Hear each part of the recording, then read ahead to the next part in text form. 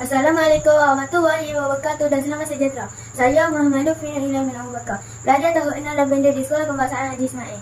Dengarkan esensi tentang buku kegemaran saya yang bertajuk Kisah Dongeng Teladan.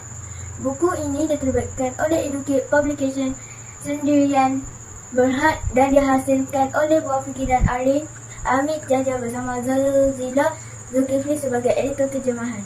Buku setebal 108 muka surat ini sangat menarik untuk dijadikan koleksi buku cerita.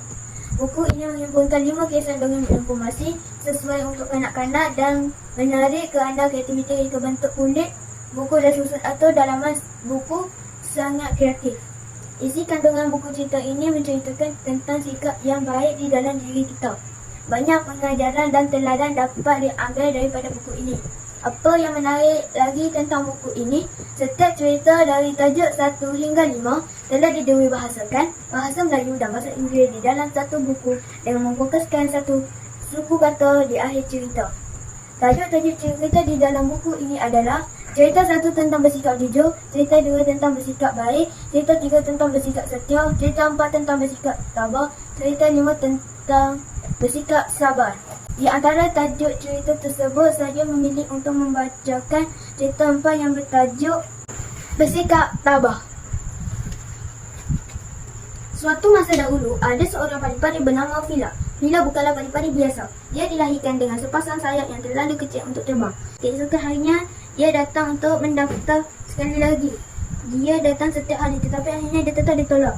Padi-padi lain mentertawakannya. Tetapi Fila tidak berputus asa. Kemudian dia memohon untuk menjadi tukang sapu di sekolah itu. Tiada peraturan yang melarang padi-padi bersayap kecil bekerja di sana, lalu dia diterima bekerja. Maka pada setiap hari ketika padi-padi muda yang lain mempelajari teori penerbangan di dalam kelas, Fila akan membersihkan tingkap kelas yang mati dengan teliti. Sewaktu padi-padi lain berlatih untuk terbang di padang, Fila akan menyapu kawasan halaman padang dan mematikan mereka. Apabila tamat waktu persekolahan, Fila akan pergi ke padang dan mencuba untuk melakukan pergerakan seperti padi-padi yang lain. Namun masih tiada perubahan. Maka dibangun awal pagi untuk berlatih. Dia berlatih siang dan malam. Boleh dikatakan dia menggunakan semua masa terluangnya untuk berlatih. Apabila padi-padi lain sudah boleh terbang setinggi semak, dia masih tidak boleh terbang. Tapi dia tetap tabah dan mencuba dengan bersungguh-sungguh. Apabila padi-padi lain sudah boleh terbang setinggi pokok, akhirnya Fila boleh terbang. Dia hanya terbang setinggi rumput. Fila terus berlatih dengan gigih dan akhirnya berjaya terbang sebagai padi-padi yang lain yang bersayap normal.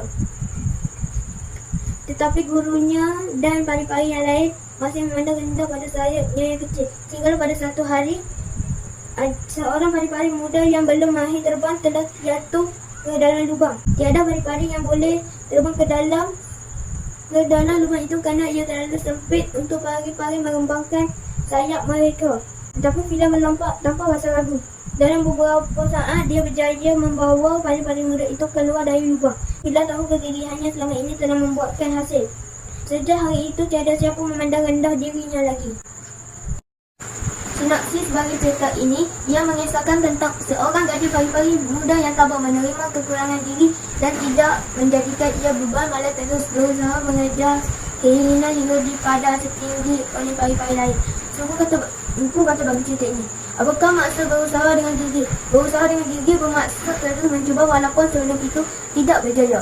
Pantang menyerah kalah dan berjuang mengatasi segala rintangan untuk meraih impian. Begitulah dalam cerita tentang bersikap tabah. Kita tidak akan kerugian jika benar-benar ikhlas dan menerima setiap apa yang jua ujian. Tabah juga merupakan sebahagian daripada iman. Seseorang yang memiliki sifat ini, dia akan menjadi orang yang tenang jika ada musibah dan pantang menyerah ketika melaksanakan tujuan. Pengajaran yang saya peroleh setelah membaca buku ini adalah setiap kesulitan hidup boleh diatasi dengan kesabaran. Setiap kepayahan diharungi dengan ketabahan, bersikap baik pada semua makhluk, serta jujur dengan diri sendiri dan orang lain. Jangan ketinggalan untuk mendapatkan buku cerita ini dan jadikan koleksi buku cerita kawan-kawan juga. Sekian, terima kasih.